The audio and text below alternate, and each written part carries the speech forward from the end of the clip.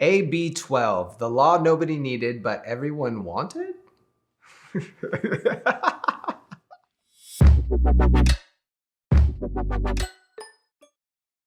So AB 12 is a proposed new rental law in California that was proposed by Representative Haney that would limit security deposits to 1 month's rent.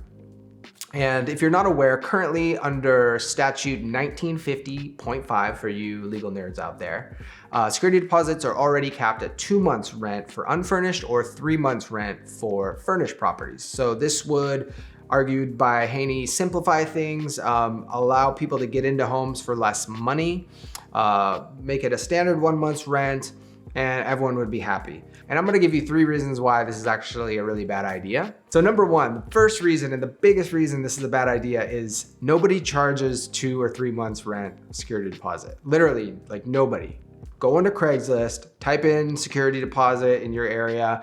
We have apartments all over the place offering 0 security deposit, $199. And then if you get into like single family homes, I work with thousands of single family homes over my career.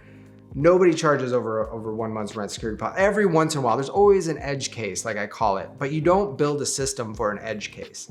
You only build a system for an edge case in life when you can't come back for it. Like homeowners insurance is a great example of when you want to take edge cases seriously, like your home burns down. That's kind of hard to come back from. So you want something in place for that.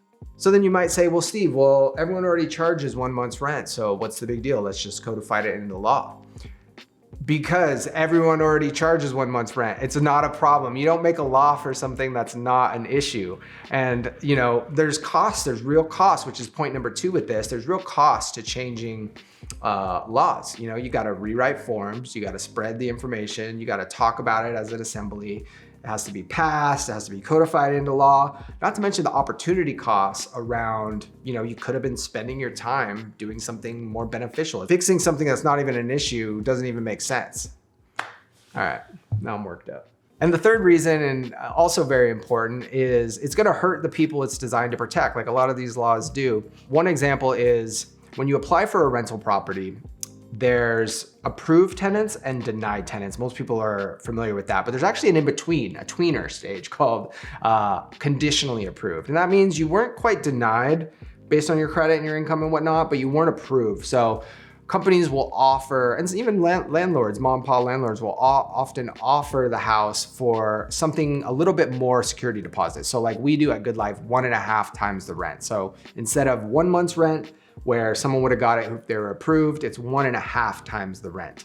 And so this, if passed, would I guess take that option off the table, in which case people that this is designed to help, that get them into houses, maybe people that have, you know, issues with their credit or lower income, they don't quite meet the threshold, would just give them a denial right off the bat. That's not what we're trying to do here. So Diane Dixon, Republican from Newport Beach, says it great. She says, the more we overregulate people's ability to offer a successful product, the scarcer it will become. She voted no on this. And I couldn't agree more. See, the big issue isn't the security deposit thing. Like I talked about the opportunity cost, I talked about the hard cost, I talked about the fact that, you know, it's not an issue. Nobody charges 1 month's rent. Very few people do. So, you know, but you could look past all that and say, okay, Steve, well, still at the end of the day, whatever. I still like it. It makes sense. If you like it, that's great. But if you're giving in just because, you know, that's the way things are moving, it's not the one retreat that matters. It's the 5,000 micro retreats over time that over-regulate the business, make it unpalatable for your everyday person to be in the rental business because there's just too many laws, even when they have a company like ours taking care of things for them, that it keeps people on the sidelines. And the only way we're really gonna get out of this housing affordability crisis on the rental side is if more people rent their homes that they lived in. So instead of selling that home, they go to rent it. And it's just little things like this that add up over time. And just, so I'm very sensitive, and I think we should be very sensitive to over-regulating the business that housing providers provide, and definitely making sure there's adequate protections in there for residents. But in this case, there's no issue. All right, if you agree with my logic and you want to take action, it takes 5 minutes. Contact your state senator. We'll put the information below. Let them know, no thanks. You can give them my reasons, you can give them your reasons. But if you also like it, tell them, yeah, do it. It's a good idea. The free market, I think's already handled this one. It's not an issue, but let me know what you think in the comments below.